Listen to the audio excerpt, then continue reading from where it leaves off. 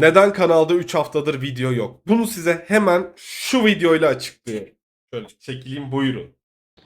Evet, gayet salonumuz güzel oldu. Ben çok beğendim nakliye hizmetini. Evet, hala gördükçe sinirlerim bozuluyor. Evet. Gördükçe böyle Odam bir çok sinir iyi oldu bu katsayılarım arada. artıyor. Yani Böyle bir... o kadar güzel hizmet var ki gir yat. O şekilde öyle söyleyeyim. Ya bence de. Kolay Bir gelsin yerleştirin, bazasını kurun. Aynen. O yüzden adamlara da kızamıyorum.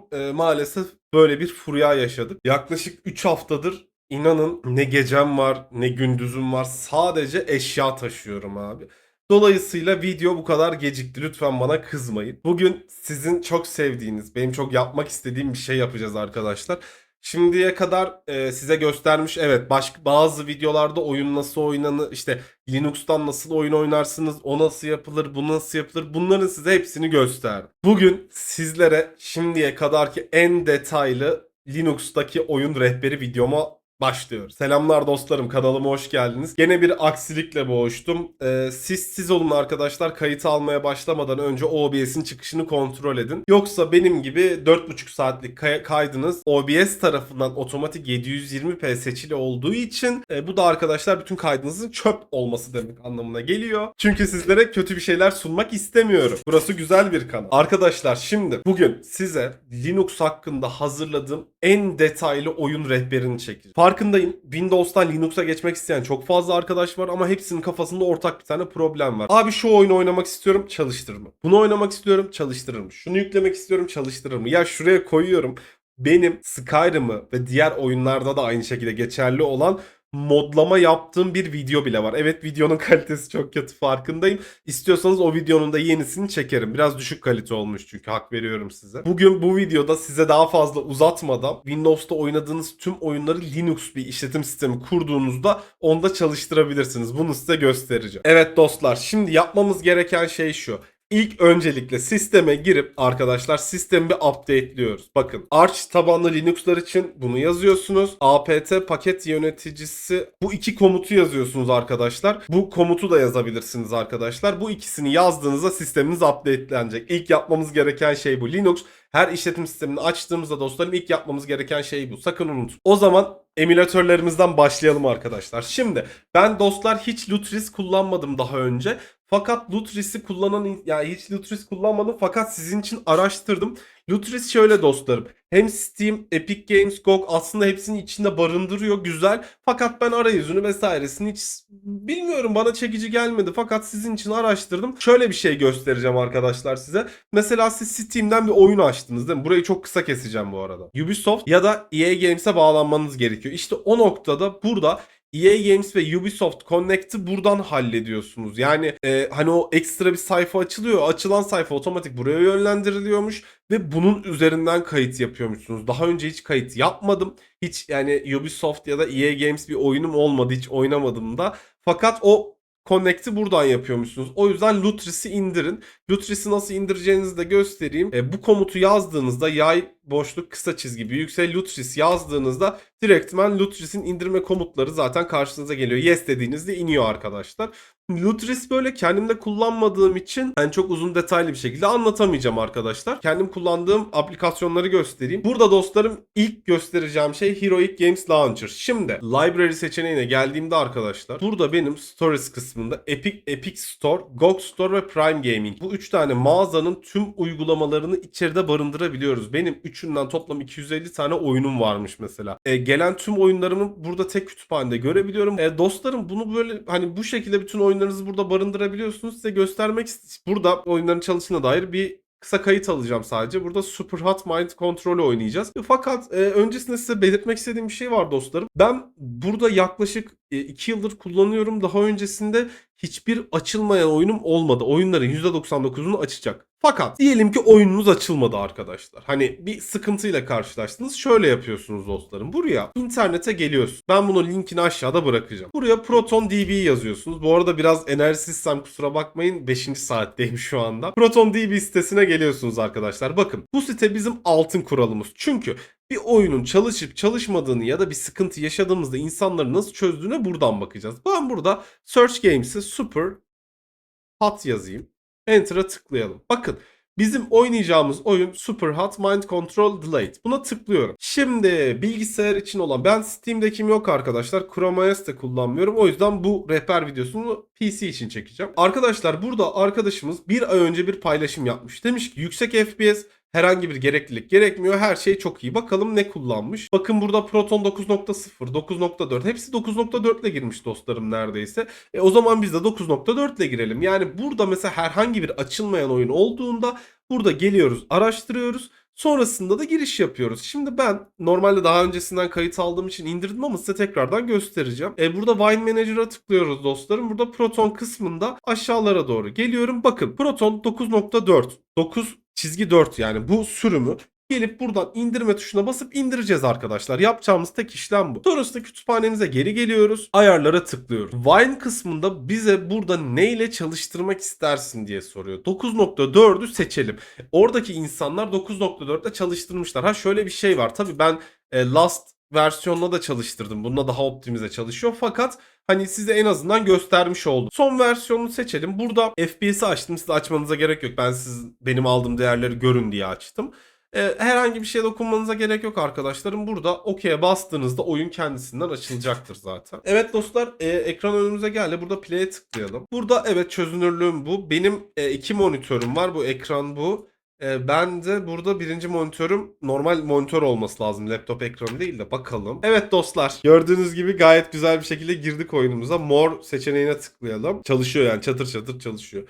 Buradan bunu görebiliriz dostlar. Tutorial'ı bitirdim. O yüzden yani ekran karşısında bitirmiştim. O yüzden artık tutorial yapmayacağız. Ben burada sizin için bir tane bölüm geçeyim. En azından oyunun optimize bir şekilde Linux'ta çalıştığını görün arkadaşlar. Şöyle mouse'umu kaydırdım. Bunu aldım. Zınk 1. Of. Zınk 2. Yalnız keyifli oyun ha. Tavsiye ederim dostlar. Siz de oynayın derken üf. Bak bak. Ya dostlar yapıyoruz bu sporu ya. Yapıyoruz bu sporu. Derken adam orada bana silah mı çekti? Yok, sopa çekmiş. Şöyle tuğlayı kafasına fırlattım. Seni de şöyle Oo, adam sopayla vurdu.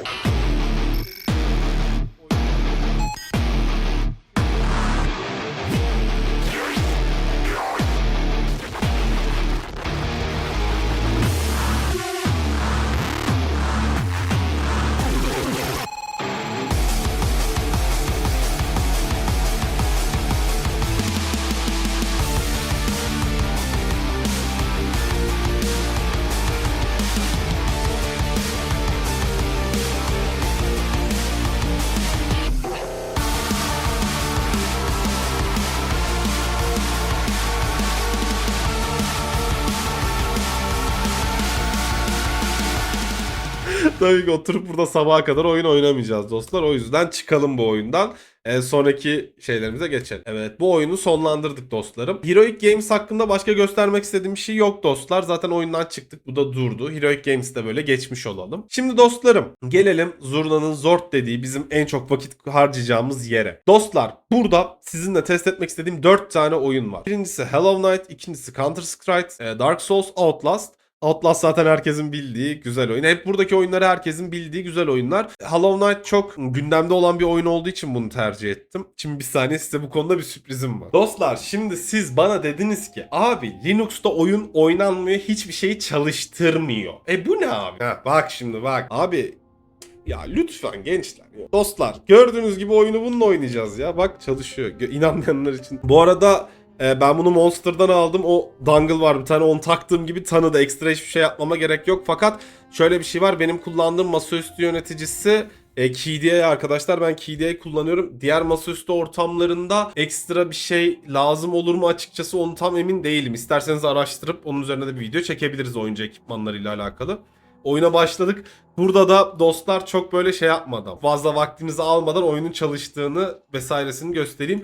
Yukarıda FPS değerim yazıyor dostlar. Zaten sizin için olabilecek en yüksek seviyede açtım. Şimdi aşağı inelim, bir iki kişinin ağzını burnunu kıralım dostlar, sonra da çıkarız. Hamam böceğimsi bir dayı vardı, bizi dövdü gençler bir tık. İstiyorsanız Linux'ta oyun adı altında bir seri çekebiliriz. Fakat çok anladığım işler değil açıkçası. Sadece size bunun burada çalıştığını gösterip devamını size bırakıyorum. Siz çünkü iyi oyuncularsınız.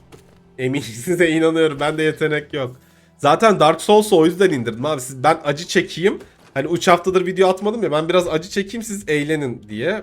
Abi ya. Neyse dostlar, zaten benim beceremeyeceğim 2 kere 2 4. Ben bunu salalım ve diğer oyunlarımıza geçelim dost. Gördüğünüz gibi dostlarım, DualShock etkili ve güzel bir şekilde çalışıyor. Şimdi acı çekmem için, kendime acı çektirmek için bunu yükledim. Şöyle bir sıkıntı var. Ben oyunla alakalı değil. Bir şey uğraştığımda ve onu yapamadığımda geriliyorum. Şimdi bir de oyun Dark Souls 3 olunca oyun çok bağırıyor. Gençler, benim bunu bir kısmam lazım. 3 iyidir ya Voice. Voice 3 iyidir, tamam. Tamam, New Game diyelim. Bunu da 9 yapalım. Tamam. Ya çok dediğim gibi oyun hakkında bilgim de yok. Knight olsun. Klasikten ilerleyelim. Aynen, benim üst vücut büyük, alt taraf normal. O yüzden bunu seçiyorum. Tamam gençler, FPS ayarı varsa da bulamadım. Açmakla da uğraşmadım açıkçası, doğrusunu söylemek gerekirse. Daha önce hiç Dark Souls oyunu oynamamıştım. Daha önce Elden Ring oynamıştım ve onu bitirmiştim. Bir dakika kanka sen... Lan... Beni var ya senin ha. Flask'i nasıl içeceğim, üçgen mi? Oo yok. Ya izleyenler gerizekalı zannediyor beni. Ha bu şey. Tamam bildim tamam. Eğer istiyorsanız dostlar şey yapabiliriz. Dostlar istiyorsanız Linux'ta oyun serisi adında bir seri yapabilirim ama dediğim gibi yani beni izleyip çok eğlenmeyebilirsiniz çünkü ben öyle iyi oyun oynayan bir adam değilim. Hemen... Lan buna da ölmeyeyim ya. Gel bakayım. Evet. Olur abi, öyle olur. İlk Dark Souls 3 oynayışım dostlar. Daha önce Elden Ring oynamıştım fakat gördüğünüz gibi çok bir şey öğrenememişim. Ha. Merhabalar şövalye beyefendi. Dur ben şu şeyi bir bulayım. Doge'u bir bulayım, sen ondan sonra görürsün.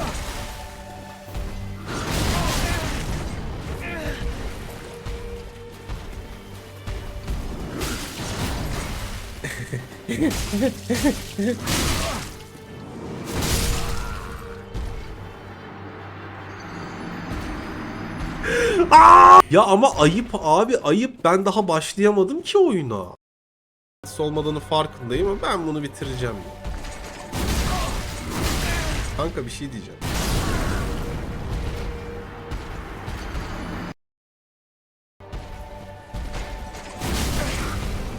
Kanka dodge'layamıyorum ki. Hemen it geber. Lan oha, oradan bana nasıl vuruyor? Hile flash tutuyor. Ya ama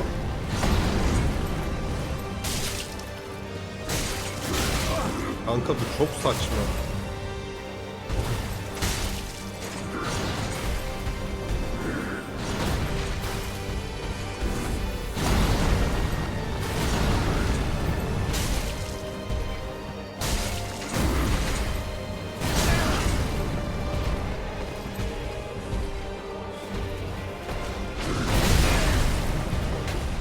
Göz göre onu da dodge'layamadım.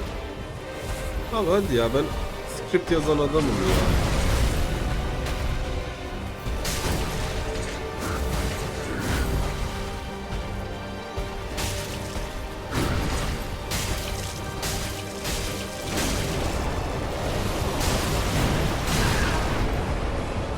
Kanka bu ne ya?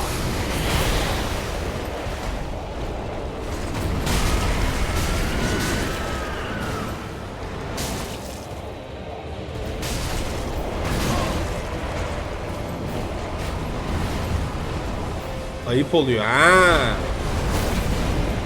Geber lan. İt.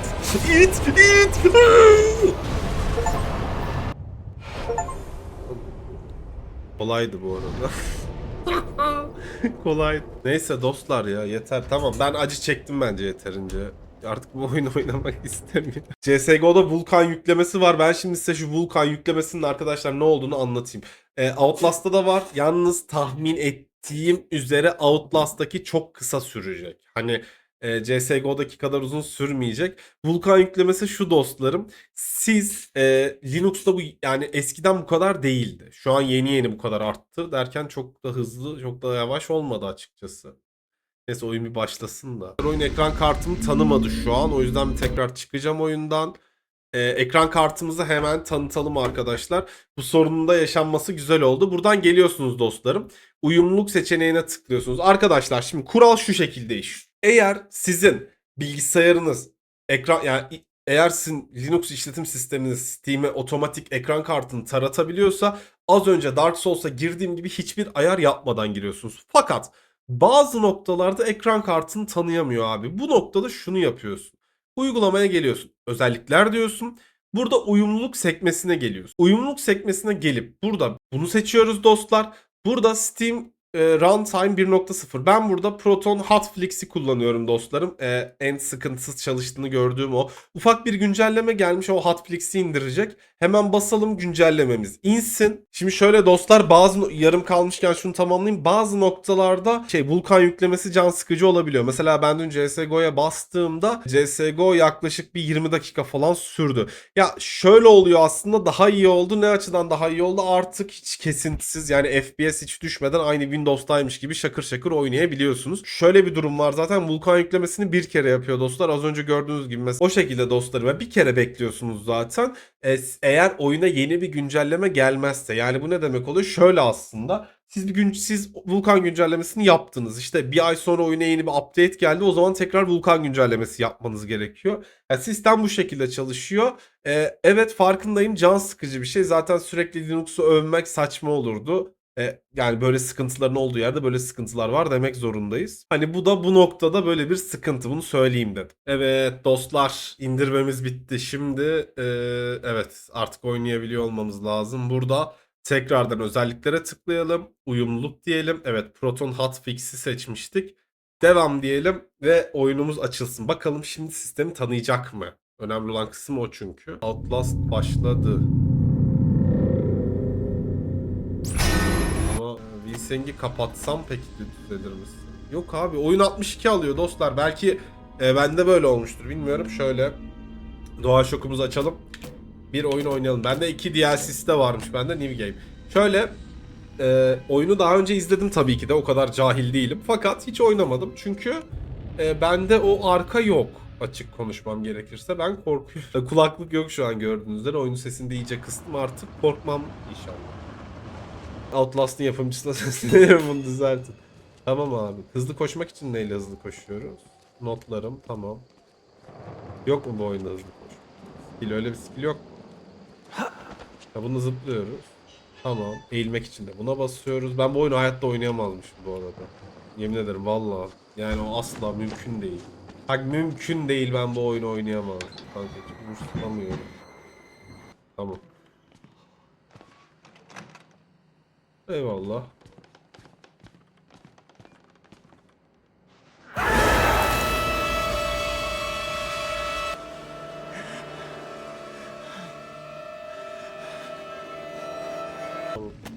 Çıkalım. Dostlar, gördüğünüz üzere çalışıyor oyun ve FPS değerlerinde de bir sıkıntı.